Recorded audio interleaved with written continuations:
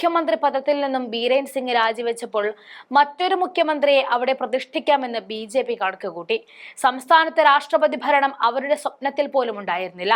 പുതിയ മുഖ്യമന്ത്രി നിശ്ചയിക്കുമെന്ന് BJP നേതാക്കൾ തന്നെ വ്യക്തമാക്കിയതുമാണ്. പലരെയും പരിഗണിക്കുകയും ചെയ്തു. എന്നാൽ ദിവസങ്ങൾക്ക് നീണ്ട ചർച്ചകൾക്ക് ശേഷം സമവായത്തിലെത്താൻ സാധിക്കാതെ വന്നപ്പോഴാണ് രാഷ്ട്രപതി ഭരണം പ്രഖ്യാപിച്ചത്. ഭരണഘടനാ ബാധ്യതയായ ബജറ്റ് അവതരണം ഉൾപ്പെടെ നടത്തേണ്ട ഘട്ടത്തിലാണ് മന്ത്രിസഭ പിരിച്ചുവിട്ട് രാഷ്ട്രപതി ഭരണം ഏർപ്പെടുത്തിയിരിക്കുന്നത്. ഡൽഹിയിൽ BJP ഭരണവും ചൊൽപ്പടിക്ക് നിൽക്കുന്ന രാഷ്ട്രപതിയും ഉള്ളപ്പോൾ BJPക്ക് തന്നെ സംസ്ഥാനത്ത് ഭരണം നടത്തുവാനുള്ള അവസരമാണ് ഇതിലൂടെ ഒരുക്കപ്പെടുന്നത്. അതുതന്നെയാണ് മുഖ്യമന്ത്രിയെ കണ്ടെത്താനാകാത്ത സാഹചര്യത്തിൽ BJP ആഗ്രഹിക്കുന്നത് എന്നും കാണാം. മണിപ്പൂരിന്റെ ഇപ്പോഴത്തെ സാഹചര്യത്തിൽ പുതിയ ജനവിധി തേടുകയാണ് യഥാർത്ഥ പോംവഴി.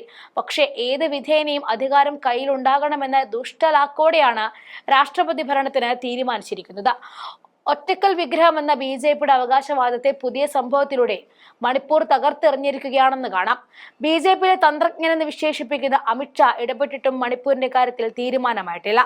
BJP നേതൃത്വത്തിൽ ഭരണം നടക്കുന്ന അരഡസൻ സംസ്ഥാനങ്ങളിലും സമാനമായ സാഹചര്യമാണ് നിലനിൽക്കുന്നത്.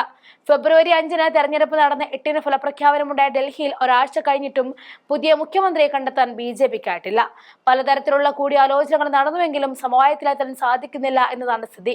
ഒടുവിൽ വിദേശ സന്ദർശനത്തിന് പോയ പ്രധാനമന്ത്രി നരേന്ദ്രമോദി തിരിച്ച് എത്തട്ടെ എന്ന ധാരണയിൽ എത്തിയിരിക്കുകയാണ് കാര്യങ്ങൾ. BJP ഭരിക്കുന്ന മറ്റൊരു സംസ്ഥാനമായ രാജസ്ഥാനിൽ മുഖ്യമന്ത്രിയും മന്ത്രിമാരും പല വഴിക്കാണ് സഞ്ചരിക്കുന്നത്.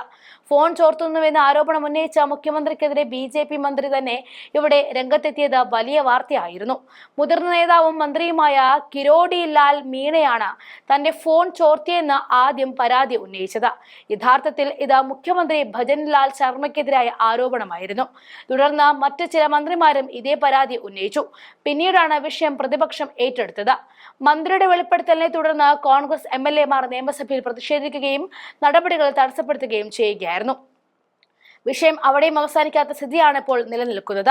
മുഖ്യമന്ത്രിക്കെതിരെ പരസ്യമായ ആരോപണം ഉന്നയിച്ചതിന് കിരോടി ലാൽ മീണയ്ക്കെതിരെ കാരണം കാണിക്കൽ നോട്ടീസ് നൽകിയിരിക്കുകയാണ് BJP നേതൃത്വം. ഫെബ്രുവരി 7-നായിരുന്നു മീണയുടെ പരാതി പുറത്തു വന്നത്. ഒരാഴ്ചയിലധികമായിട്ടും പ്രശ്നം പരിഹരിക്കാനോ സമവായത്തിൽ എത്തുവാനോ സാധിക്കാത്ത പ്രതിസന്ധിയിൽ തുടരുകയാണ് രാജസ്ഥാനിലെ BJPയും സർക്കാരും എന്നും കാണാം.